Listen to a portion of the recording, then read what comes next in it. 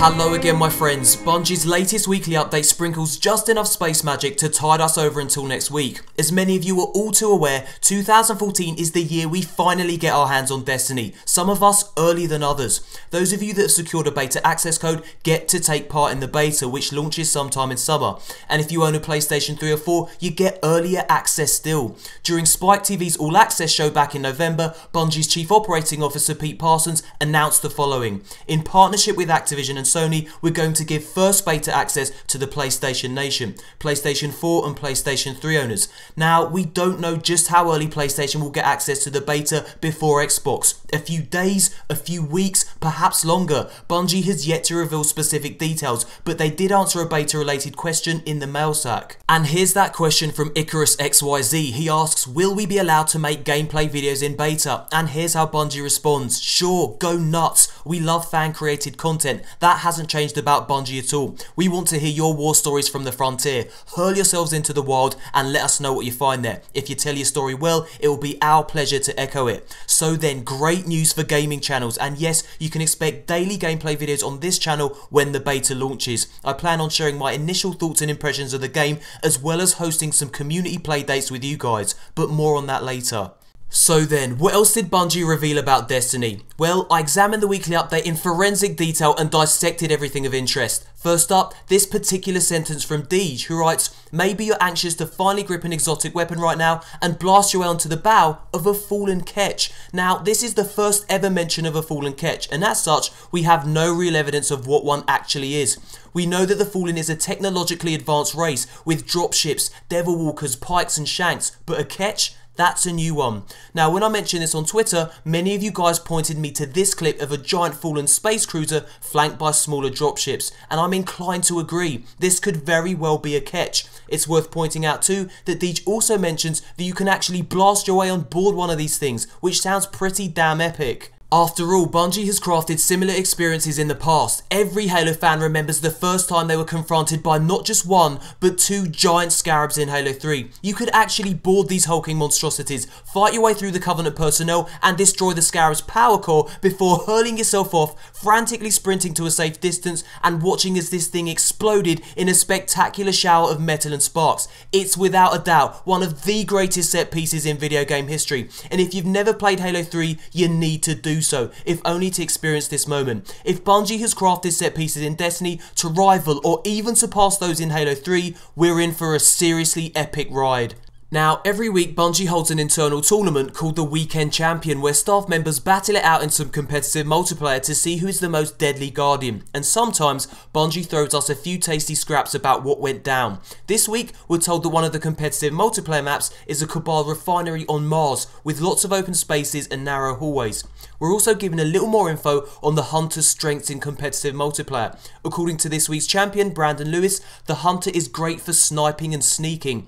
Here's the tactics he used to secure his victory. My biggest tactic was to maneuver through the buildings and tight corners to find the guys unsuspecting of a sneak attack and then unload on them with my auto rifle or disintegrate them with a golden gun when they least expected it. That and sniping people's faces off as they rush for cover. When asked what advice he'd give to Guardians, here's what he said: keep moving and watch your back. Destiny is a very fast-paced experience. In the heat of battle, it can be easy to miss that sniper hiding behind a rock. If you see the glint of my scope, it might be too late for you. Brandon also addresses those who doubt that Destiny will be a skill-based competitive experience. He says, on story missions, the goal is to find better and better gear to be able to take down the galaxy's toughest foes. Multiplayer is still all about skill and teamwork, and while you may look badass wielding that exotic weapon, it's not going to allow you to mop the floor with no resistance.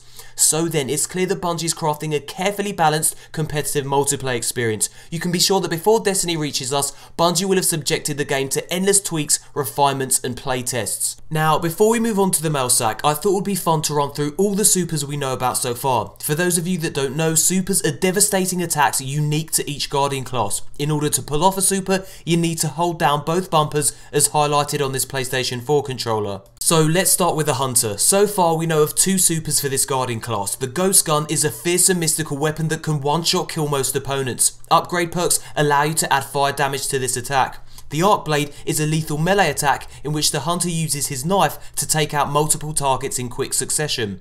Next up, The Warlock. We know of 3 supers for this Guardian class. The Nova Bomb is a devastating bolt of energy that can be launched at groups of enemies to lethal effect. The Axiom Bolt has been described as similar to the Nova Bomb, but we've yet to see official evidence of this super in action. And Radiance allows the Warlock to leap into the air and rain down death on any enemy below. And finally, we have the Titan. We know of 2 supers for this Guardian class. The Fist of Havoc is a bone-shattering ground pound that destroys anything within its immediate radius. This super can be upgraded with an electrical perk to cause even more damage. Bungie also talks about a sprinting shoulder barge super, although this is not its official name and we've yet to actually see this in action. Now let's move on to Bungie's mail sack. The first question is from Captain Scurvy, who asks, how extensive is character customization going to be? And here's how Deej responds. Deep enough to make you feel like a unique snowflake. Not so deep that you'll need a database powered by a distributed network of cold fusion nanocomputers to manage it. The next question is from Johnny700, who asks, where can you fight other players? And here's how Deej responds. There will be times for Guardians to be unified as a force for good, and there will be times for us to boil you down in a crucible and see which of you is in possession of skill that is pure. The next question is from some complete idiot called More Console, who asks, Deej, tell us more about the ghost. Here's how Deej responds, not yet. More Console, you blithering imbecile. The next question is from CD Wheeler 93, who asks, do you still have love for your Xbox community? And here's how Deej responds, yes, we're making a great game for you to play based on the same traditions of action and adventure that brought you to us in the first place. And finally, a question from Chucky J, who asks, why do you think Destiny's PvP will work when it certainly has the possibility of being imbalanced due to weapons and armor and other choices? And here's how Deej responds, because I've played it and because the weekend champion told me otherwise. That's why. Now, I'd like to end this video with this 5-second Vine clip that Bungie posted on their Facebook page a few weeks ago. It shows a woman walking into a room with a flashing red light. The room is called Spandex Palace. Now, a flashing red light usually indicates that there is a live recording going on in that room. But what exactly is being recorded? Well, the name Spandex Palace suggests that Bungie is recording some kind of motion capture. Typically, actors wear spandex or lycra suits when performing motion capture, like Andy Serkis did with Gollum. So Bungie could be recording the cutscenes for Destiny, or perhaps crafting another live action trailer. What do you guys think? Leave a comment below and let me know. Thumbs up if you enjoyed the video. If we can get this video to 2,000 likes, that would be amazing. Subscribe for more Destiny news, and thanks for watching, you beautiful bastards. Here comes that mother chuff of a boom. Hello again, my friends, really glad to see you made it beyond the boom. Now, some of you may not know that I actually have a second channel called Alan Console. If you like to hear me ramble on about video games, you might want to subscribe to it. I recently uploaded a video about No Man's Sky and 5 reasons why you should be looking forward to the game. I also uploaded a Halo Reach Perfection gameplay video, which you can watch by clicking the on-screen image. There's a link to my second channel, my Twitter and my Facebook in the description box below. And one more thing before I go. I've hidden a beta access code in this video. If you want to redeem it, you'll need to be lightning quick, as these things go super fast. Good luck, and as always, until next time, Guardians.